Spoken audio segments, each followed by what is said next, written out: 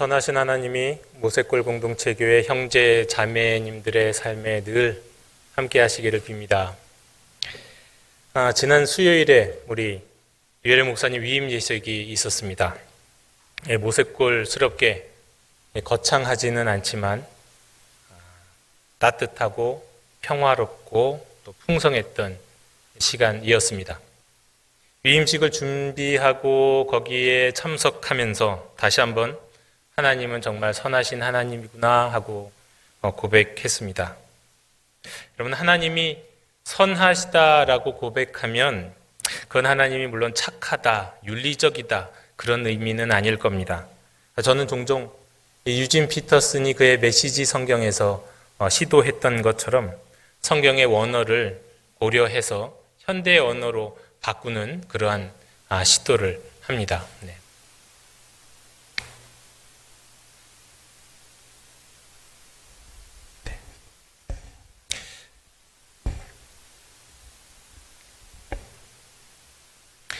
그러면 선하시다라는 말을 언젠가 고백하면서 또 그걸 연구하고 생각하고 묵상하면서 이 선하시다라는 말을 어떤 말로 바꾸면 가장 좋을까 생각해 봤습니다. 그러다가 제가 내린 결론은 최적으로 인도하신다 이런 말로 바꿀 수 있겠다 싶었습니다. 우리 유혜령 목사님이 우리 교회 청빙 되시고 담임 목사님이 되시고 또다시 위임되시는 과정을 지켜보고 준비하면서 옆에서 누구보다도 가까이에서 보는 제 입장에서 정말 우리 하나님이 모세골 공동체 교회를 선하시게 인도하시는구나 하는 고백을 할 수밖에 없었다는 말입니다. 여러분, 이럴 때는 우리 교회스럽진 않지만 그냥 아멘 하셔도 좋습니다. 네. 오늘 설교는 아마도 모세골 공동체 교회에서의 저의 사역을 매듭짓는 아마 설교가 되지 않을까 싶습니다. 그렇다고 제가 눈물을 흘릴 거라는 그런 생각은 추측은 안 하셔도 좋을 것 같습니다. 기대하지 마십시오. 왜냐하면 신학생 시절에 제 친구가 저한테 그랬거든요. 너는 피도 눈물도 없는 놈이다. 왜 그랬냐면 사실상 친구들하고 한번 헌혈을 하러 갔더니 제가 빈혈이라고 안 된다는 겁니다. 한번 그래서 퇴짜를 맞은 적이 있습니다. 그랬더니 친구가 늘 저만 보면 하는 말이 피가 모자라 그랬습니다. 또 그 친구에겐 어느 날 그렇게 얘기했습니다. 야, 나는 영화 보다가 한 번도 울어본 적이 없는 것 같다 그랬더니 친구가 그러는 겁니다. 넌 진짜 피도 눈물도 없는 놈이구나. 예, 이해가 안 되십니까? 네. 근데 지금은 사실은 그렇지 않습니다. 옛날에 그랬지만 빈혈도 없고, 그리고 작년에는 이제 크게 히트했던 어떤 영화를 영화관에서 봤는데 마지막 장면에 눈물이 펑펑 흘러나와갖고 야, 내가 왜 이러지? 내가 정신적으로 많이 상처를 받은 게 있나? 왜 울까? 이런 생각이 들 정도로 눈물도 있는 사람이 됐습니다. 제가 올해 마지막 주일 이 귀중한 설교 시간에 이렇게 좀 웃자라고 이야기하면서 시작하는 이유는 오랜만에 주일 설교라 좀 어색한 것도 있고요. 그래서 어색함을 좀 덜어내고 싶은 마음도 있고, 또 앞으로 이제 말씀드릴 내용이 조금 어려우면 어떡하나 하는 걱정도 있기 때문입니다. 이제부터 좀 각오해 주시고 각오하시고 좀 들어주시면 좋겠습니다. 제가 말씀드렸죠. 제가 지난 6년간의 사역을 어떻게 보면 매듭짓는 설교라고 말입니다. 그래서 쉽고 간단하게 이야기 드리고 싶었지만 또 그럴 수 없는 저의 처지도 여러분 이해해 주시면 좋겠습니다. 여러분은 기독교의 목적을 무엇이라고 생각하십니까? 또 너무 거창하죠? 그러면 여러분이 모세골 공동체 교회에서 신앙생활을 하는 이유, 예수 그리스도를 믿고 그분과 교제하며 살아가는 이유를 한 단어로 고백한다면 여러분은 뭐라고 하시겠습니까? 물론 한 단어로 이야기할 수 있는 정답이란 것은 없지만 적어도 저에게 있어서 제가 믿음을 다시 회복했던 그 믿음의 초기에는 이 질문에 대한 매우 분명한 답이 있었습니다. 그것은 구원입니다. 구원파 때문에 이 구원이라는 고귀한 단어의 어감이 그리 좋지만은 않습니다만 그래도 이 단어는 우리에게 있어서 매우 소중한 단어입니다. 그럼 당연히 이어지는 질문이 생깁니다. 그럼 구원이 무엇이란 말입니까? 적어도 우리 모색골 공동체 교인들이라고 한다면 예수 믿고 천당 가는 것이 구원이라는 것은 아니라는 것을, 아닌 것이 아니라 그 말이 구원을 다 담지 못한다는 것은 알고 계실 겁니다. 제 삶에서 제가 잠시 불신자로 살았던 순간을 지나서 드디어 생명을 걸고 나는 예수님을 나의 구원자로 고백합니다 하고 세례를 받았던 그 시기 전후부터 구원은 제게 늘 중요한 문제였습니다. 그런데 그런 저에게 구원에 대해서 그야말로 새로운 인식, 패러다임의 전환을 열어줬던 한 작은 책이 있습니다. 신에게 솔직히라는 책입니다. 저는 이 책이 다른 오해의 소지도 있고 또 저 역시 그 내용에 다 동의하는 것은 아니기 때문에 여러분에게 추천해 드리진 않습니다. 신학생이라면 읽어보라고 말씀드립니다. 다만 20대에 막 들어선 저에게 이 책의 첫 장이 아주 인상적이었습니다. 제가 설명을 살짝 덧붙여서 이 책의 제목을 다 읽어드리면 이렇습니다. 현대인은 더 이상 하나님을 저 밖에서, 저 위에서 찾지 않는다. 저는 예수님을 다시 믿을 때 정말 내세에 큰 관심을 가지고 있었습니다. 그 상태에서 신학교에 입학했습니다. 뿐만 아니라 전 어렸을 때부터 과학자가 되는 것이 꿈이었기 때문에 과학과 우주에 대한 관심이 늘 있었습니다. 실은 그것이 제가 잠시 무신론자가 되는 이유가 되기도 했습니다. 때문에 사람이 죽으면 영혼이 훅 빨려 들어가면서 저 우주를 지나서 또 다른 차원으로 나아가는 그런 차원의 천당으로 영혼이 인도된다는 그런 임사체험, 천국 체험 이야기에 큰 관심을 갖고 있었습니다. 그리고 동시에 모순도 느끼고 있었습니다. 그런데 그런 이야기가 어떻게 보면 오늘날 가짜뉴스처럼 여기저기서 밑도 끝도 없이 간증이란 이름으로 크게 회자되고 있었음에도 불구하고 교회에서는, 제가 다니던 교회에서는 누구도 그 문제에 대해서 시원하게 이야기해 주지 않았습니다. 하나님을 더 이상 저 위에서, 저 밖에서, 다시 말해 공간으로서의 저 하늘 위에서 찾지 않는다. 그 이야기는 그래서 저에게 다른 질문을 갖게 했습니다. 그럼 구원받는 사람은 어디로 간단 말인가? 구원이란 무엇인가? 도대체 하나님은 어디 계신가? 그럼 하나님은 어디서 만나야 하는가? 그 책에는 다른 이야기도 많았지만 당시 제게 가장 많이 와 닿았던 것은 현대신앙인은 하나님을 위가 아닌, 밖이 아닌, 높은 곳이 아닌 깊은 곳에서 찾는다는 이야기였습니다. 그 말은 저에게 구원이란 천당의 영역에서 이루어지는 것이 아니구나 하는 깨달음을 주었습니다. 그리고 구원은 위가 아니라 아래, 높은 곳이 아니라 깊은 곳에 있다. 그런데 나중에 알고 보니까 이런 생각, 이런 경험은 기독교의 역사 가운데 최근에 생긴 것이 아니라는 것을 알게 됐습니다. 많은 이들이 하나님을 만남으로 큰 변화를 경험했던 이들이 하나님을 만난 곳이 바로 깊은 곳이었습니다. 이것은 영성의 영역에서는 이렇게 적용해 볼 수 있겠습니다. 하나님을 공간적인 하늘 밖, 높은 곳에서 찾는 유형은 한때 한국 교회에서 유행했던 그 고지론 있지 않습니까? 요셉과 같이 성공한 그리스도인이 되어서 영향력을 많이 끼치는 사람이 되어야 한다는 것 말이죠. 그렇게 되기 위해서는 긍정의 힘을 발휘해야 하고 성공, 성취 지향적인 영성을 가져야 하고, 그런데 이런 것들을 한마디로 미로부터의 영성이라고 말할 수 있는데, 하나님을 내 안에 깊은 곳에 계신 하나님에 이끌려서 만나는 영성을 아래로부터의 영성이라고 말할 수 있는 것이란 말입니다. 여러분, 내 안에는 뭐가 있을까요? 깊은 곳에 들어가면 누구를 만날 수 있습니까? 여러분, 내 안에 하나님이 계시나요? 그곳에 정말 하나님이, 내 존재의 가장 깊은 곳에 하나님이 계시다, 그런 이야기일까요? 아래로부터의 영성은 그런 의미는 아닙니다.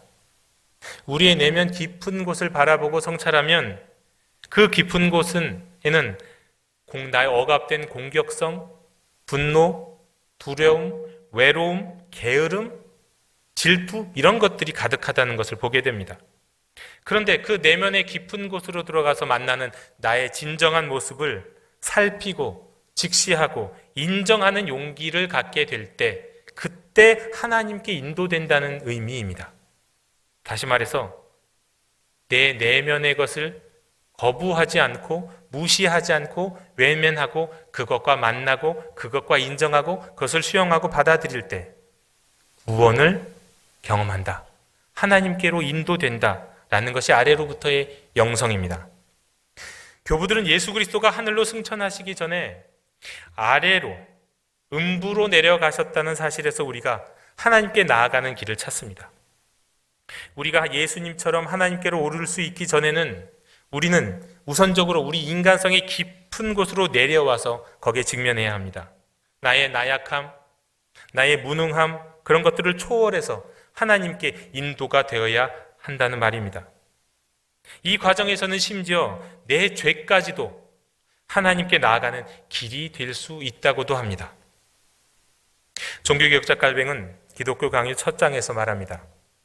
하나님과 나의 우리 자신에 관한 지식은 연결이 되어 있어서 나 자신을 알지 못하고는 하나님을 알 수 없고 하나님을 알지 못하고는 나 자신을 알 수 없다. 나를 아는 지식과 하나님을 아는 지식 이 두 가지 알미 만나고 동시에 이루어지는 자리는 저 하늘이나 저 위에 있는 것이 아니라 바로 내 존재이시면 나의 내면 가장 깊은 곳이라 하는 것입니다. 이런 아래로부터의 영성이 요청되는 데는 여러 가지 이유가 있습니다. 위로부터의 영성을 쫓아 살아가는 그리스도인, 교회 그런 사회는 내면적인 삶과 행위적인 삶이 불일치합니다.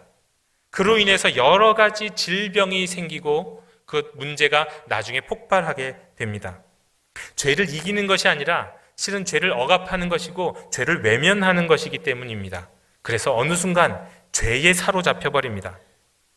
그 중에서 특별히 한 예를 들자면 저는 현대인들에게 심각하게 나타나고 있는 한 가지 병리적인 증상인 가면성 우울증을 예로 들을 수 있을 것 같습니다. 이건 겉으로는 잘 드러나지 않을 수 있습니다. 그러나 육체적으로 식욕부진, 두근거림, 그리고 피로 이런 증상들이 있고 그러나 외적으로는 매우 명랑하고 심지어는 과잉 행동을 하는 것 같아 보이기도 합니다. 목회자에게서 이런 증상이 나타나면 어떻게 될까요? 교회 성장, 예배당 건축 이런 대형 교회를 지향하고 자신의 사역을 어떤 방식으로도 자꾸 과시하고 싶어 합니다. 그 과정 속에서 자기의 내면은 살피지 않고 그 교회가 갖고 있는 가장 깊은 심각한 문제는 보려고 하지 않고 앞으로 위로만 자꾸 나아가려 합니다. 많은 경우에는 이런 목회자, 이런 사람들에게 저 사람 참 리더십이 있다, 저 사람 참 지도력이 있다 말하기도 합니다. 또 정반대로 교회와 그리스도인의 현실에 대해서 비판하면서 정의를 외치는 개혁자들의 삶에서도 이런 가면성 우울증과 같은 모습이 나타난 것을 종종 볼 수 있습니다. 그런데 그러한 삶의 결과는 여러분 아직 무너지지 않은 싱크홀 위의 집과도 같습니다. 아니 기둥에 기준량의 10분의 1의 그 철근도 들어가 있지 않은 그런 빌딩과도 같습니다. 어느 순간 넘어집니다. 조금만 흔들려도 조금만 충격을 받아도 무너지고 맙니다. 다시 일어나기 힘들 정도로 말이죠. 아래로부터의 영성은 자신의 내면의 욕구와 욕망을 외면하지 않습니다. 안에 있는 진실을 보고 또 밖을 위를 열망하다가 여기에 휩쓸리는 위로부터의 영성을 가진 사람과는 다르게 살아갑니다. 자기를 끊임없이 성찰합니다. 그 과정 속에서 자기 자신과 자꾸 화해를 하게 됩니다. 자신을 알아가는 삶을 살아갑니다. 그래서 자기를 알아감을 통해서 하나님도 알아갑니다. 따라서 자신의 내면과 거기서 하나님을 만나는 과정을 통해서 안팎이 일치하는 삶을 살아가게 됩니다. 그를 통해 진정, 부드럽고 그러면서도 강하고 그렇기 때문에 자유한 삶을 살아가게 됩니다. 이런 방식을 통해, 이런 여정을 통해 구원을 경험하게 됩니다. 그런데 이런 이야기는 우리 모세골 공동체교회 형제 자매들에게는 매우 익숙한 이야기일 듯합니다. 우리 이명수 목사님으로부터 초창기로부터 많이 들어온 얘기가 거의 비슷한 얘기입니다. 그런데 여기가 끝이 아닙니다. 아래로부터의 영성은 개인주의라고 하는 한계에 매몰될 수 있습니다. 자칫 나르시시즘에 빠뜨릴 수도 있습니다. 그리고 무엇보다도 성경을 통해서 우리에게 말씀하시는 하나님의 그 말씀의 많은 부분을 놓치게 합니다. 하나님을 알기 원하고 나를 알기 원한다면 성경의 안내를 통해서 자신의 내면으로 들어가 하나님을 만나는 구원의 여정, 그것 외에도 너무도 중요한, 결코 빼놓을 수 없는 성경적 구원에 이르는 본질적인 영성이 필요합니다. 우리 교회는 그것을 우리 교회 이름에 담고 있습니다. 무엇일까요? 공동체입니다. 공동체 영성. 예수님은 제자들을 부르실 때 나를 따르라고 말씀하셨습니다. 개인주의적인 관점에서 볼 때 그 부르심은 주님이 제자에게 한 개인을 부르셔서 자신과 1대1의 관계로 초대하시는 것처럼 보이기도 합니다. 하나님 앞에선 단독자가 되어서 이제는 너는 다른 것 다 보지 말고 나만 따라라. 맞습니다. 그러나 성경에서 예수님이 제자를 부르실 때 그 부르심은 또 다른 측면이 있습니다. 다름 아닌 공동체로의 부르심입니다. 나를 따르라는 예수님의 부르심은 다름이 아니라 바로 내 공동체, 내 제자 공동체에 들어와라 라는 부르심입니다. 나를 따르라. 내가 만든 공동체에 들어와서 너도 제자 공동체의 일원이 되라는 말입니다. 뿐만이 아닙니다. 성경에는 공동체에 속하지 않은 사람은 도무지 적용할 수 없는 말씀이 태반입니다. 모세오경은 누구에게 주신 말씀입니까? 이스라엘 공동체에게 주신 말씀입니다. 구약 성경이 다 그렇죠. 시편의 시인의 고백은 한 사람의 고백일까요? 아닙니다. 이스라엘 공동체의 고백입니다. 신약의 각 복음서와 서신서도 그 수신자가 한 사람인 경우는 많지 않습니다. 대부분 어떤 공동체에게 주신 말씀입니다. 오늘날 우리는 예배 시간마다, 오늘은 그렇지 않았지만 대부분 이렇게 고백하면서 말씀을 봉독하죠. 오늘 우리에게 주시는 하나님의 말씀은 하고 시작하지 않습니까? 예배 시간에 주시는 말씀은 그저 이것이 회중 예배 시간에 우리에게 주시는 말씀이기 때문에 그렇게 말씀하는 게 아닙니다. 본질적으로 성경은 나 홀로 읽는 순간에도 우리에게 주시는 말씀이기 때문입니다. 한국 사회에서 큐티 운동이 매우 좋은 영향력을 끼쳤습니다만 말씀을 개인이 받아서 개인에게 적용하는 습관을 낳았다는 점은 큰 오점이라고 할 수 있겠습니다.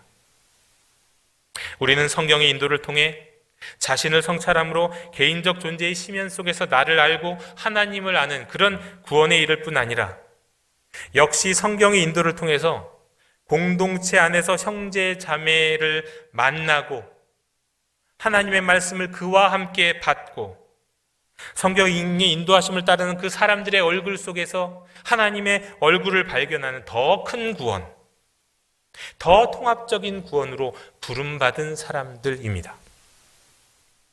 하나님 나라는 아래로부터의 영성과 공동체의 영성이 이루어질 때 온전히 경험할 수 있는 주님의 다스림입니다. 내면의 깊은 곳으로 들어갈 때 임재하시는 주님의 다스림일 뿐만 아니라 공동체 속에서 형제 자매들의 얼굴을 마주할 때 만날 수 있는 주님의 임재와 그 가운데서야 경험할 수 있는 주님의 통치가 바로 하나님의 나라입니다. 그러고 보니 우리가 이름을 알만한 대부분의 영성가들은 공동체를 배경으로 하고 있습니다. 천상천하 유아독전과 같이 나 홀로 깊은 산에 올라가서 산기도를 하다가 은혜 받은 그런 영성의 대가들은 잘 떠오르지 않습니다. 심지어 우리가 가장 가까이에서 보고 알고 계시는 우리 이명수 목사님이나 유혜령 목사님도 보십시오. 인생의 절정에서 공동체를 이루셨고 공동체 교회를 이루고 계십니다. 정말이지 모든 영성의 절정은 공동체에서 꽃핀다라고 말씀드릴 수 있을 것 같습니다. 사막의 교부들, 테레사, 토마스 머튼, 헨리 나우엔, 가나안 농군학교의 김용기 장로님, 배천덕 신부님 같은 분들 생각해 보십시오. 모두가 공동체에 속한 분이셨습니다. 저는 어떤 신학자, 어떤 목회자, 특별히 어떤 유명하다는 설교자, 어떤 영성 있다는 사람들을 볼 때, 그들의 글과 그들의 말을 들을 때 그가 공동체의 구성원인가 아니면 이 개인적 재능을 발휘하고 있는 것인가를 구분합니다. 공동체적 배경이 없다면 저는 그냥 참고할 뿐입니다. 그러나 그가 건강한 공동체의 구성원이라고 한다면 저는 그를 주목합니다. 많은 한국 교회 목회자의 타락 배경에도 교회는 있지만, 조직은 있지만 공동체는 없는 목회자의 현실, 그것이 많은 목회자를 타락하게 한 이유가 아닐까 생각합니다. 아래로부터의 영성도 실은 그 배경 속에 공동체가 있었습니다. 이러한 영성을 이야기한 초창기의 사람들이 바로 사막의 교부들이라고 하는 사람들인데, 그들은 수도 공동체에 속한 사람들이었기 때문입니다. 그들은 공동체 안에서 형제 자매를 통해 발견하게 되는 그 나의 내면의 모습을 직면할 때, 인정할 때 하나님께로 인도된다고 말한 것입니다. 현대에는 이러한 일들이 꽤 대중적인 방식으로 이루어지고 있는 운동도 있습니다. AA, 영어로 Alcoholic Anonymous라고 하는 익명의 알코올 중독자들이라고 하는 모임입니다. 전 세계에서 200만 명이 넘는 사람들이 이 알코올 중독으로부터 해방되기 위해서 실천하는 모임입니다. 이 모임은 그 근본부터 기독교를 기반하고 있는데 매우 공동체적이면서 매우 영적이라는 평가를 받고 있습니다. 이 모임은 모임의 목적을 이렇게 말합니다. 술을 마시지 않고 다른 알코올 의존증 사람들 및 알코올 중독자들이 술을 끊도록 상호 도와주는 것. 상호. 이것은 홀로가 아닌 공동체적인 노력임을 분명히 밝힙니다. 이 모임의 과정은 첫 단계부터 아주 기독교적입니다. 자신이 알코올에 무력하고 더 이상 스스로의 삶을 고칠 수 없다는 것을 인정하는 것이 첫 단계이기 때문입니다. 마치 기독교의 시작이 자신을 스스로를 구원할 수 없는 죄인임을 인정하는 것과 마찬가지일 것입니다. 그리고 두 번째 단계는 신이 우리를 고치실 수 있다고 신뢰하는 겁니다. 하나님이 우리를 구원하신 분이라고 믿는 것과 마찬가지입니다. 다음으로 그 신의 돌보심에 자신의 의지와 생명을 맡기려 드리는 것, 하나님께 헌신하는 것. 네 번째 단계에서는 철저히 자신을 성찰하면서 내면을 살펴보는 것입니다. 그리고 이후에 신과 공동체 안에서 죄를 고백하고 도움을 요청하고 도움을 주는 과정, 그 가운데서 기도를 통해 신과 친밀한 사귐을 계속 이루어가는 과정, 그리고 최종에는 알코올 중독자에게 이 메시지를 전하는 과정, 이 모든 과정이 매우 기독교적이고 심지어 선교적이기까지 합니다. 그것이 AA입니다. 이 모임의 과정은 알코올 중독자에게 구원이 어떻게 임하는지, 하나님의 나라가 어떻게 이루어지는지를 보여줄 뿐 아니라 아래로부터의 영성과 공동체 영성이 아주 오묘하게 결합되어서 순환적인 과정을 이루고 궁극적으로는 선교에까지 이르는 구원의 여정이 담겨있는 놀라운 신뢰입니다. 우리는 이 여정을 통해서 하나님을 만나고 하나님을 알고 통합적인 인간이 되어가는 그 구원의 여정을 걷는 것입니다. 고등학교 시절에 제가 은혜를 받으면서 신약 성경을 통독한 일이 있었습니다. 그때의 복음서를 지나서 바울의 서신서를 읽으면서 들었던 생각이 있습니다. 바울은 왜 이렇게 자꾸 자기를 변명하려 드는 것일까 하는 것이었습니다. 이 서신서의 서두마다 내가 어떤 사람이라는 이야기를 자꾸 합니다. 지금 말로 표현하자면 매우 자존감이 없어서 궁색하게 자기를 변명하는 사람처럼 보였습니다. 그런데 어느 날 그것이 또 다른 이유 때문일 수 있겠다 싶었습니다. 당시 헬라 문화권에서 오가는 그 편식의 일상적인 형식 때문이라고 말할 수도 있지만, 바울은 하나님으로부터 부르심을 받은 자신에 대한 그 신앙 고백, 내가 부름받은 존재라고 하는 그 고백으로부터 편지를 시작할 수 밖에 없었기 때문이 아닐까 하는 생각이 든 것입니다. 대부분의 바울 서신의 첫머리에서 바울이 고백하는 요지는 제가 처음 신약 성경을 통독할 때 경험했던 것처럼 나는 사도야, 난 틀림없이 사도야 라고 이렇게 공색한 변명을 하는 것이 아니라 나는 부르심을 받은 사람이요 라고 말하는 것 같았습니다. 나는 부르심을 받은 사람이다. 나는 소명을 받은 사람이다. 부르심을 받은 사람으로서 그 부르심에 응답하는 삶을 살아가고 있다. 그 과정 속에서 내가 지금 이 글을 쓰고 있다. 이것이 바울이 진짜 하고자 하는 내용이 아니었나 싶습니다. 그러면 여러분은 어떠신가요? 그건 사도나 목회자에게만 해당되는 것 아닙니까? 혹시 이렇게 말씀하시고 싶은 분 계십니까? 7절을 보면 분명히 우리에게 이렇게 7절에서 말씀합니다. 성도로 부르심을 받은 모든 자라고요. 성도, 사도 이런 거에 상관없이 하나님의 자녀들은 모두가 다 부르심을 받은 자입니다. 우리는 부르심을 받은 사람들입니다. 그렇다면 제가 처음부터 갖고 있었던 중요한 질문, 구원과 이 부르심은 어떻게 연결이 되는 겁니까? 구원이란 다름 아닌 바로 그 부르심을 따라가는 것, 그것이 구원입니다. 애굽에서 노예로 있던 이스라엘 백성들이 구원을 받아서 가나안 땅에 이르는 것은 여호와 하나님이 그들을 불렀기 때문이고 그들은 그 부르심에 응답했기에 일어난 일입니다. 부르심을 따라간 여정이 바로 이스라엘 구원의 여정이었습니다. 사도 바울은 로마서를 비롯해서 여러 서신서에서 자신을 사도로 부르심을 받았다고 고백을 하면서 자신의 구원은 사도로 부르심을 받은 그 부르심을 쫓아가는 것이라고 고백했습니다.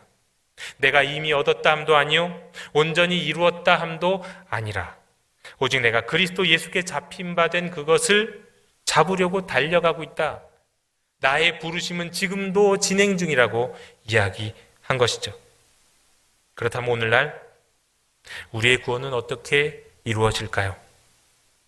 제 신앙의 여정에서 20대 초반에 이루어졌던 그 구원에 대한 새로운 각성은 하나님이 저 우주 밖, 저 하늘이라는 피 안에서 우리를 부르시는 것이 아니라 우리의 내면 깊은 곳에서 우리를 부르시는 것을 알고 내면을 성찰하고 인정하고 직시함으로 그 부르심에 응답하는 것이었습니다. 그것이 구원이었습니다. 나아가 자칫 자기 내면에 매몰되어 사는 것을 영성으로 착각할 수 있는 저를 공동체로, 모든 교회는 공동체이어야 하지만 그것이 뭔가 부족했는지 모세골 공동체로 저를 부르셨습니다. 한 개인이 아닌 진정한 존재의 시면을 형제와 자매와 더불어 말씀을 나누고 함께 생활하는 가운데 그 부르심 가운데 하나님을 만나라, 그 부르심 가운데 하나님을 찾아라 라는 부르심이었습니다. 아래로 공동체로의 부르심을 따라 하나님께, 진정한 자유와 평화이신 하나님께 나아가는 길이 바로 저의 구원의 여정이었고 저는 그 길을 지금도 계속 가려 합니다. 구원의 확신, 구원하면 떠오르는 말 중에 하나가 구원의 확신 아닙니까? 그것은 우리가 천당을 보증받았다는 의미에서의 확신이라기보다 우리가 주 안에서 부르심을 따라가는 구원의 여정에 있다는, 근데 그 구원의 여정은 주님의 손 안에 있다는 확신일 겁니다. 모세골 공동체 교회에서 마지막 설교로 매듭을 짓는 오늘 이 시간, 원래 설교의 본문에는 없었던 거지만 여러분들이 그 구원의 여정, 부르심의 여정을 어떻게 따라갈 수 있을지, 어떻게 따라가면 좋을지 한 가지 이야기를 통해서 말씀드리면 좋겠습니다. 지난 화요일에 성탄절 발표가 있을 때 저희 7살짜리 아들도 여기 올라와서 유치부 발표를 했습니다. 그런데 평소의 모습과 다른 모습을 보여주었습니다. 차를 타고 올 때도 집에서도 갈 때도 혼자서 그 멘트를 잘 외우고 있었습니다. 그런데 정작 이 위에 올라가서는 이 주보 같은 걸 딱 들고 그것을 쳐다보고 읽은 것입니다. 그래서 좀 이상했습니다. 집에 갈 때 물었습니다. 왜 그걸 쳐다보니? 사람들 얼굴 쳐다보는 게 무서워서 부끄러워서 그랬니? 라고 물어봤습니다. 그런데 그렇게 얘기하지 않고 이렇게 말하더군요. 목사님 따라한 거야. 그러면 전 그래서 도대체 그 목사님이 누굴까? 이은영 목사님이 유치부에서 도대체 뭘 들고 설교할 리도 없고, 그런데 또 우리 유혜령 목사님도 뭐 이렇게 들고 하시지는 않거든요. 그래서 제가 나중에 다시 물어봤습니다. 너 도대체 어떤 목사님 보고 따라한 거니? 그랬더니 저희 집 주변에 한 대형 교회가 있거든요. 근데 그 대형 교회에서 크리스마스나 뭐 행사할 때 가끔 간 적이, 옛날에 송구영신 예배나 특별 금요 철야나 가끔 간 적이 있는데, 그 교회의 특징이 매우 방송 시설이 잘 되어 있는, 무대 시설이 잘 되어 있는 화려한 교회였습니다. 근데 그 목사님이 무선 마이크를 세트를 딱 하고 나와서 뭐 하나 종이 한 장 들고 이야기하는 게 멋있어 보였나 봅니다. 그래서 자기도 뭐 하나를 딱 들고 얘기했다는 겁니다. 그래서 저는 처음에 이 조그만 녀석이 그 목사님이 아마도 유혜령 목사님일 거라고 생각하고는 이 녀석이 권위 있는 사람이 누군지 아나 보다라고 생각을 했는데, 역시 사람은 화려하고 멋있어 보이는 모습에 따라가는구나 하는 생각을 했습니다. 근데 여러분, 우리 예수님이 말씀하셨잖아요. 세례 요한을 소개할 때 어떻게 소개했습니까? 너희가 들에 나가서 뭐 어떤 사람을 봤느냐? 화려한 옷을 입고 있는 사람을 찾았느냐? 그건 왕궁에 있다. 세례 요한은 그런 사람 아니라고 얘기했습니다. 세상 사람들은 화려한 것에 뭔가 눈에 이목이 확 끌리는 것을 쫓아가길 좋아합니다. 그런데 여러분, 성경에서도 예수님은 그렇게 말씀하시지 않았습니다. 진실한 사람, 안팎이 일치하는 사람, 또 수수한 사람, 어떻게 보면 겉보기에는 볼품없는 사람, 세례 요한 같은 사람을 쫓아가라고 말씀했습니다. 우리가 이 아래로의 영성, 공동체로의 영성을 통하여 온전한 구원의 길을 걸어갈 때 우리에게는 정말 좋은 은혜로운 선물이 있습니다. 우리가 받은 선물이 있습니다. 목사님입니다. 이명수 목사님과 유혜령 목사님이죠. 야부하는 게 아니라요, 우리 모세골이 일상에 왔던 장신대 신대원 학생이, 어떤 여학생이 그런 얘기를 했답니다. 유혜령 목사님이 장신대에서 봤을 때는 거의 성인의 반열에 속하는 분이었는데 모세골에 왔더니 많은 분들이 이명수 목사님을 찾더라. 깜짝 놀랐다는 겁니다. 여러분은 잘 모르시지만 제가 모세골 교회에서 이명수 목사님, 유혜령 목사님 밑에 있는 부교육자라고 하면 정말 많은 사람들이, 많은 목회자들이 부러워합니다. 여러분 잘 모르시죠? 예, 정말 그렇습니다. 우리에게는 화려하지 않지만 우리를 내면의 영성으로, 아래로의 영성, 아래로부터의 영성으로, 또 공동체의 영성으로 온전한 구원의 길로 이끌어 주실 좋은 선생님이 계십니다. 그 선생님이신 목사님과 함께 2019년, 2020년 목사님이 자주 말씀하시지만 앞으로 5년, 그 5년 동안 여러분 잘 따라가시기 바랍니다. 그러면 온전한 영성,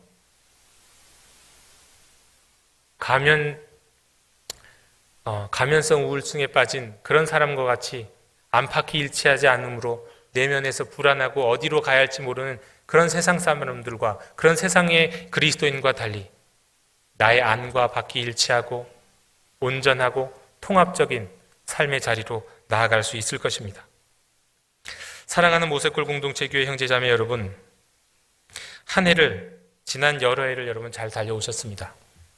부르심을 쫓아서 순종하며 잘 오셨습니다. 내년에도 그 부르심을 따라서 우리를 부르신 곳으로, 아직 얻었다, 이루었다 말할 수 없는 그 구원의 부르심으로 함께 나아가는 형제 자매 여러분이 되시기를 원합니다. 우리 존재의 심연에서 부르시고 또한 공동체 가운데서 부르시는 주님의 부르심에 의미 있는 한 발자국을 내디드시는 여러분이 되시기를 빕니다. 그리고 이러한 다짐 가운데 한 해를 매듭 짓는 저와 여러분이 되시기를 간절히 간절히 빌고 원합니다. 기도하겠습니다.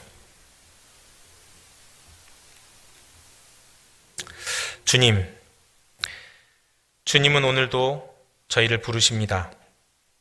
아래에서 부르시고 공동체의 형제 자매 가운데서 부르십니다. 또 선교의 현장에서 부르시기도 합니다. 어떠한 부르심이든 우리를 부르신 곳으로 가게 하시옵소서. 부르심을 쫓아 구원의 여정을 걷게 하여 주옵소서. 우리를 부르실 뿐 아니라 그 길을 함께 동행하시는 우리 주 예수 그리스도 이름으로 기도하옵나이다. 아멘.